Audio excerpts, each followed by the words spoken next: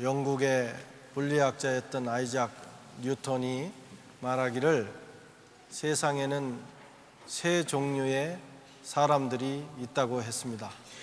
첫째는 요나와 같은 사람들입니다. 자기에게 주어진 인생 본연의 사명을 감당하지 않고 피해가는 종류의 사람들을 이야기합니다.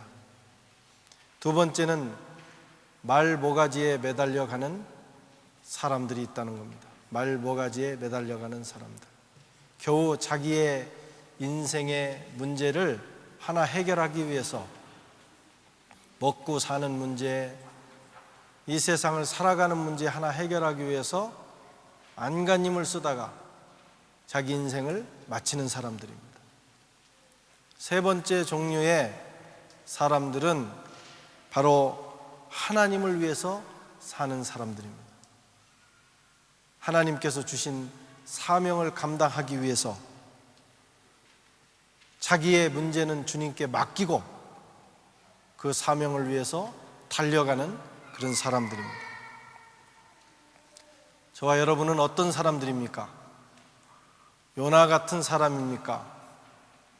아니면 말모가지에 매달려 가는 사람들입니까?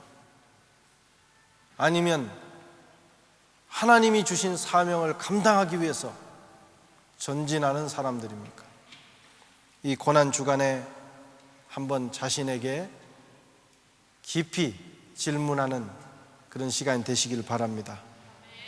모든 피조물에게 최고의 영광이 있다면 하나님, 그분께 쓰임받는 것입니다. 왜냐하면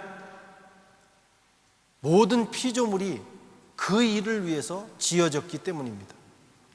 사도 바울은 고린도전서 10장 31절에 말씀하기를 그런즉 너희가 무엇을 먹든지 마시든지 무엇을 하든지 다 하나님의 영광을 위하여 하라, 이렇게 말씀하셨어요. 그것이 인생을 가장 보람되게 그리고 참되게 잘 사는 길이기 때문입니다. 오늘 본문에 예수님께서 예루살렘으로 입성하는 그런 내용이 기록되어 있습니다. 예수님은 갈보리 십자가에서 모든 인류의 죄와 허물을 짊어지시고 고난받으시기 위하여 자기의 몸 찢기시고 자기의 피와 물을 다 쏟아서 우리에게 주시기 위하여 예루살렘을 향하여 올라가는 어린 양이셨습니다. 주님이 그 일을 위해서 올라가고 계신 것입니다. 그런데 이 주님의 거룩한 예루살렘 입성 내용 가운데 여러 피조물들의 모습이 나타나는데 어떤 존재는 하나님 앞에 이 일을 위하여 귀하게 쓰임받는가 하면 또 그렇지 못한 사람들도 있었습니다. 우선 나귀의 주인이 오늘 이 이야기에 나타납니다. 나귀의 주인. 예수님께서 제자들에게 말씀하기를 이제 너는 저 건너편 마을에 가서 거기에 있는 나귀 새끼 한 마리를 데려와라. 그런데 그 나귀 새끼를 데려올 때 주인이 말하기를 혹은 누군가가 말하기를 왜 가져가느냐 하면 이렇게 말해라. 주님께서 쓰시려고 한다. 주님께서 쓰시려고 한다. 그래서 제자들이 주님의 말씀을 따라서 건너 마을로 갔더니 거기에 나귀 새끼 한 마리가 있었습니다. 그래서 즉시 그 나귀를 풀어가지고 주님께로 이제 데려오려고 하는데 나귀의 주인이 그들에게 묻습니다. 무슨 일이냐? 그때 제자들이 대답하기를 주께서 쓰시려고 한다. 주께서 쓰시려고 한다. 그러자 그 나귀의 주인은 그 말씀에 동의하고 즉각적으로 순종하고 헌신합니다. 그래서 나귀 새끼를 주님께 드렸다 하는 내용이 오늘 본문 말씀입니다. 사실 상당히 황당한 일이죠. 주인은 분명히 있는데 예수님은 지금 자기 제자들을 보내서 무조건 끌어오라는 거예요. 값을 지불하는 것도 아닙니다. 그리고 왜 끌어가느냐 이렇게 물으면 주께서 쓰시겠다 하라, 이렇게 대답하라고 하니까 사실 논리적으로 생각하면 맞지 않는 얘기입니다. 그럴 수 없는 거예요. 주인의 입장에서도 생각하기를 도대체 예수가 무슨 권리로, 하나님이라 할지라도 무슨 권리로 내 것을 요구할 수 있겠는가, 그런 마음에 들 수 있는 것입니다. 그런데 제자들은 그대로 순종했고 또 나귀의 주인도 주님께 그것을 돌려드리는 것을 보게 됩니다. 이 나귀의 주인은 그 나귀가 자기 것이 아니라는 사실을 일찌감치 알았던 사람인 것 같습니다. 하나님께서 맡겨주신 것을 내가 청지기로서 관리하다가 주인이 원하실 때 지금 내어드리는 것이 지당한 일이다. 그는 그렇게 생각했던 것 같습니다. 나귀의 주인, 이 사람 정말 귀한 사람입니다. 우리 주님을 위해서, 우리 주님의 그 결정적인 일을 위해서 쓰임받은 사람, 자기의 것을 다 내놓고 쓰임받은 사람입니다. 또 오늘 본문에는 나귀가 나옵니다. 나귀 새끼가 나옵니다. 사실 나귀는 보잘것없는 짐승입니다. 말처럼 이 말은 상당히 잘생겼습니다. 키도 크고 등치도 크고 날렵하고 또 이렇게 털도 쭉 이렇게 정말 귀티나게 흘러내리고 얼마나 귀한 짐승인지 몰라요. 그런데 나귀는 그런 볼품이 없습니다. 소는 힘이 셉니다. 황소 같은 힘을 가지고 있어요. 근데 나귀는 그런 힘도 없습니다. 보기에도 불쌍하고 가엾고 측은해 보이는 존재가 바로 나귀입니다. 그것도 나귀 새끼예요. 새끼. 그러니까 얼마나 더 가냘프고 연약한 존재인가요? 나귀 새끼는, 오늘 주님이 끌어오라고 한 이 나귀 새끼는 사람이 한 번도 타본 바 없는 그런 새끼입니다. 그러니까 얼마나 장정 30대에 예수님이 그 위에 타면 얼마나 힘들고 어렵겠어요.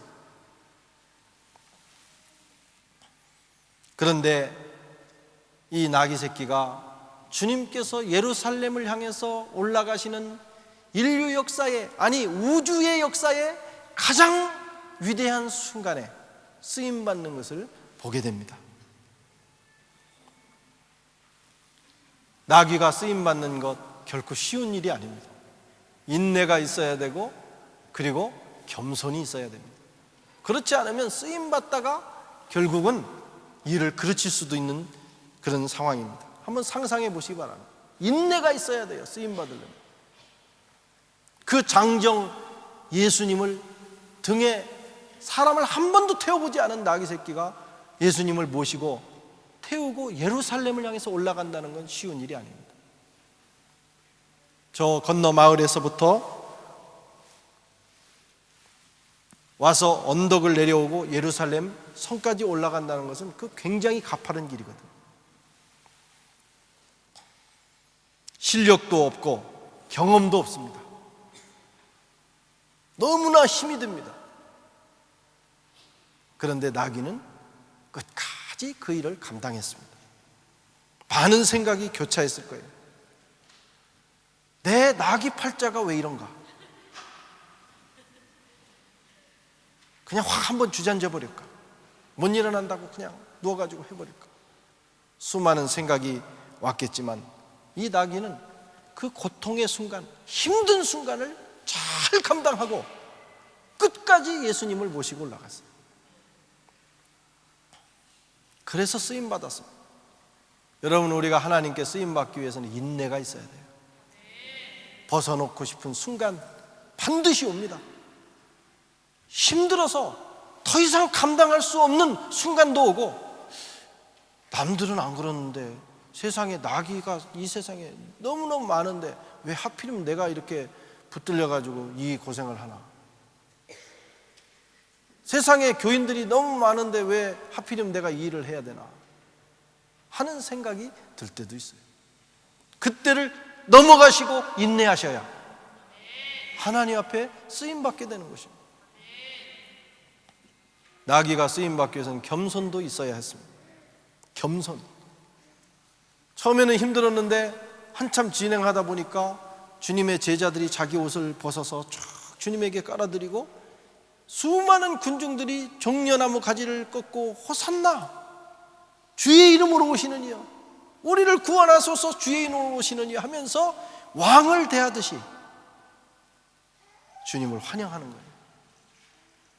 여러분, 이때 가장 중요한 게 뭐냐? 겸손이라는 것입니다. 잘못 착각하면, 나이가 착각하면 이게 자기에게 향한 그런 환호성으로 들릴 수가 있다는 거예요. 이야, 이거 굉장하네. 야, 내가 그런 존재였는가? 인내하고 여기까지 잘 걸어왔지. 하다가 그만 그들의 환호성에 앞발을 들고, 여러분, 주님이 떨어지는 거예요. 그 순간에 주님을 인식하지 않고 그 영광을 받으면 곧바로 그는 사명 감당하지 못하는 존재가 되는 거예요. 주님은 나가 떨어지시고, 열받기 좋아하는 베드로는 벌써 내리쳤을 겁니다. 이런 부끄러움 당하고.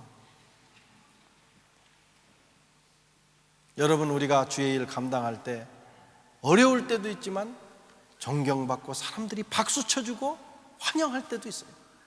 사실은 그때가 더 어려운 겁니다. 그때 겸손해야 됩니다. 내가 아니다, 내 위에 계신 그 주님께 돌리는 영광이다.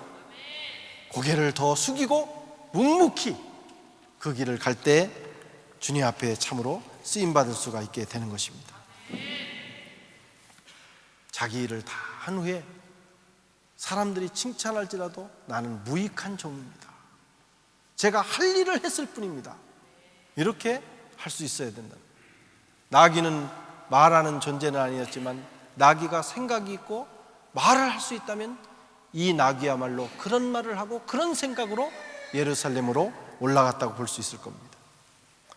세 번째는 종려나무 가지를 꺾어 들고 예수님을 환영하는 수많은 제자들과 인파들, 그들도 주님 앞에 쓰임받습니다.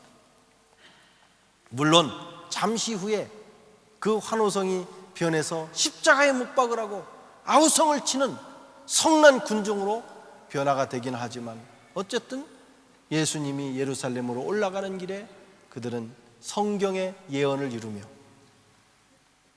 하나님 앞에 일시적으로 쓰임을 받았습니다. 그런데 문제는 저 한 귀퉁이에서 이런 놀라운 광경을 보면서도 마음에 비판하고 판단하고 비난하고 비웃으면서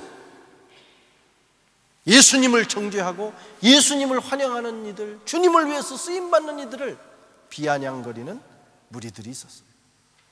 바리새인들이었습니다. 당시의 리더들이었습니다. 그들이야말로 주님을 위해서 준비하고 주님을 위해 쓰임받아야 되는데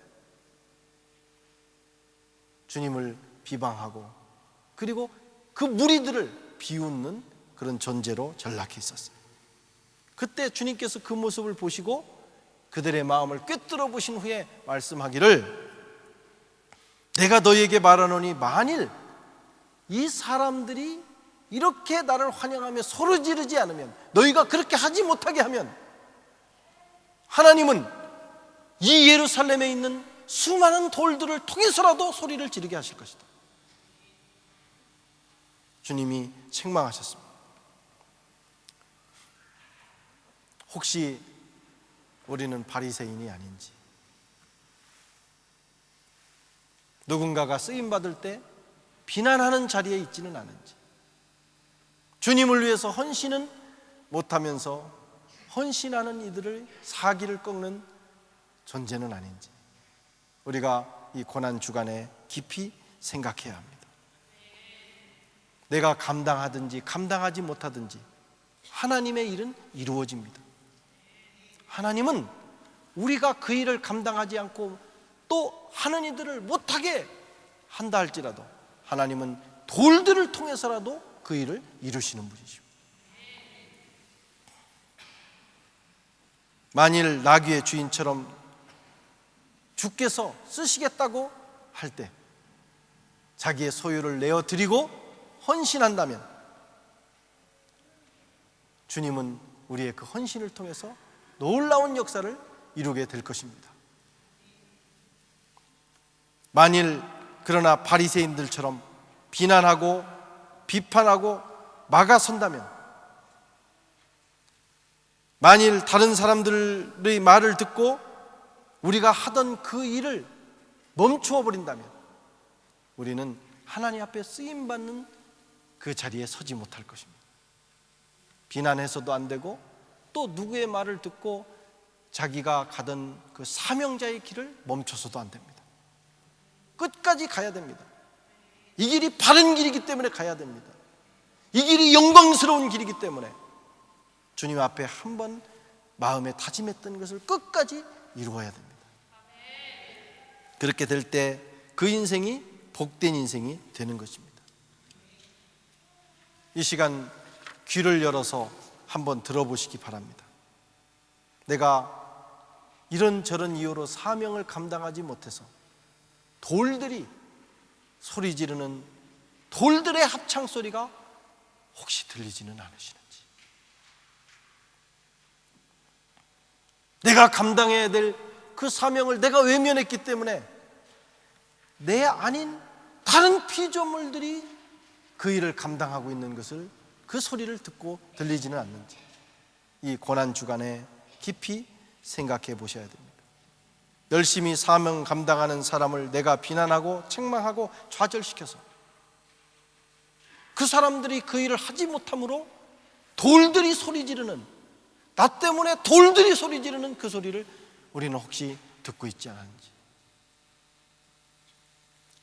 모든 피조물은 하나님께 순종할 의무와 그리고 거부할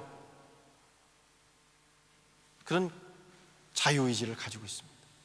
순종하면 축복이고 거부하면 그 사명 다른 존재가 감당하는 불행한 일이 생기게 되는 것입니다.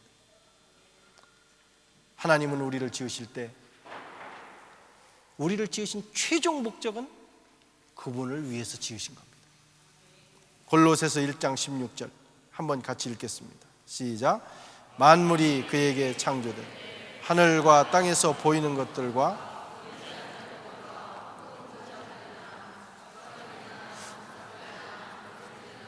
만물이 다 그로 말미암고 그를 위하여, 아멘. 만물이 다 그를 위하여, 주님을 위하여 창조됐다는 거예요. 그래서 인생을 가장 잘 사는 길은 주님을 위하여 쓰임받는 겁니다. 그의 나라와 그의 의를 구하며 그 일을 위해서 쓰임받는 것이 가장 복된 인생이에요. 우리가 주님을 위해서 또 쓰임받고 사용되어야 되는 또 다른 이유가 있습니다. 그렇게 지어졌을 뿐만 아니라 주님이 우리를 위해서 너무나 큰 사랑을 베풀었기 때문입니다. 요한일서 4장 10절에 사랑은 여기 있으니 우리가 하나님을 사랑한 것이 아니요 오직 하나님이 우리를 사랑하사 우리 죄를 위하여 화목죄로 그 아들을 보내셨습니다. 하나님이 저와 여러분을 사랑하셔서 그 아들을 제물로 내놓으셨습니다. 주님은 그 일을 위해서 자기의 생명을 갈보리에서 내어놓으셨습니다. 아들을 주셨다는 건 모든 걸 주셨다는 겁니다. 생명을 내놨다는 것은 전부를 내놨다는 것입니다. 하나님이 저와 여러분을 위해서 그렇게 사랑하시고 희생하셨습니다. 그래서 우리도 조금이나마 그분을 위해서 살아야 된다는 거예요. 주님께서 우리의 죄를 위하여 십자가에 죽으셨고 우리의 질병을 치료하기 위하여 채찍에 맞으셨고 우리를 부유하게 하기 위하여 가난해지셨습니다. 주님이 이 어마어마한 고통을 당하셨기에 우리가 오늘 여기 있는 것입니다. 주님이 당하신 고통, 우리는 상상할 수 없는 그런 고통이에요. 주님은 마지막 십자가에서 이렇게 외치십니다. 엘리 엘리 라마 사박다니. 나의 하나님, 나의 하나님, 어찌하여 나를 버리시나이까. 주님은 우리를 위해서 하나님 아버지께 버림받는 고통을 당하셨어요.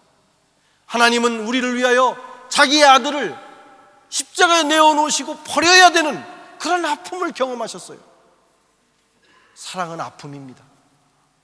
누구를 사랑한다는 것은 아파야 되는 거예요. 희생해야 되는 거예요. 하나님이 그렇게 하셨어요. 그 사랑이 얼마나 놀라웠던지, 나의 하나님, 나의 하나님, 어찌하여 나를 버리시나이까. 주님이 외치신 거예요. 이것은 정말 자기를 버리는 아버지를 향한 원망의 소리가 아니라, 하나님, 하나님 아버지, 도대체 저 간악한 인간들, 자기의 아들, 하나님의 아들까지 십자가에 못 박는 저 간악한 무리들을 위하여 이 사랑하는 아들을 십자가에 죽으시기까지, 버리시기까지 저들을 사랑하십니다. 하나님의 사랑은 참 놀랍고 위대하군요 하는 고백이 바로 주님의 고백이에요. 주님의 절규입니다. 하나님은 그렇게 저와 여러분을 사랑하셨습니다. 그 아들을 죽이시기까지, 자기의 아들을 내어놓으시기까지 주님도 저희를 사랑하셨습니다. 아버지의 말씀에 순종해서 자기를 비난하고 욕하는, 십자가에 못 박는 저와 여러분을 위하여 물과 피, 자기의 모든 친애까지 다 쏟아내시기까지 우리를 사랑하셨어요. 우리가 그런 사랑을 받았기 때문에 우리는 주님 앞에 우리의 생명까지도 드려야 되는 것입니다. 주께서 쓰시겠다 말할 때 우리는 거부할 권리가 없습니다. 왜? 우리는 사랑에 빚진 자들이기 때문에, 하나님의 아들의 생명에 빚진 자들이기 때문에 우리는 그렇게 살아야 됩니다. 그 주님께서 오늘 저와 여러분에게 말씀합니다. 내가 오늘 내 건강을 써야 되겠다. 내가 오늘 내 소유를 좀 쓰고 싶다. 내 인생을 사용하고 싶고, 내가 가진 그 재능과 탤런트를 나를 위해서 좀 쓸 수 없느냐. 나는 지금 주님의 이 음성을 어떻게 응답하고 있는가? 주께서 쓰시겠다 말씀하실 때 그럼 쓰시옵소서, 쓰임받는 것이 영광입니다, 이렇게 고백하고 있는지, 아니면 여전히 나의 소유권을 주장하고 있지는 않은지, 내가 사명 감당하지 못해서 돌들이 소리 지르는 돌들의 합창 소리가 우리의 귓전에 울리지는 않는지, 여러분 이 고난주간에 한번 생각해 봐야 됩니다.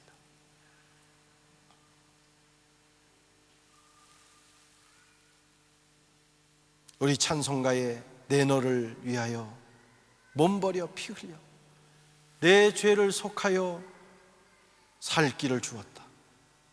너 위에 몸을 주건만 날 무엇 주느냐. 너 위에 몸을 주건만 날 무엇 주느냐.